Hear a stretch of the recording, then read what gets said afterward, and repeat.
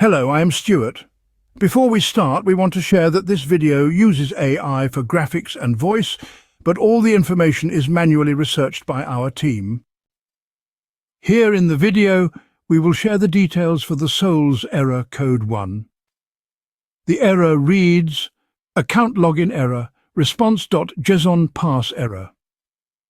As per our research, this error occurs when players try to log into their accounts, but are met with this error.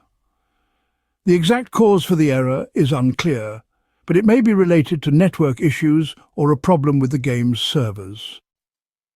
To deal with the error first, check if the game has any pending updates. If an update is available, install it and check if the error is resolved. If there are no updates available, restart your device and try logging in again.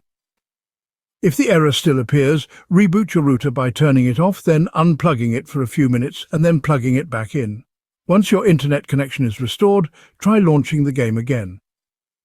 If the error still persists, try connecting to a different network. You can switch to an alternate Wi-Fi connection or a mobile hotspot and check if the error still comes up. Thanks for watching. This is all we have for the error. If this video helped, don't forget to like, share and subscribe. Have any questions or issues? Drop them in the comments below. See you in the next one.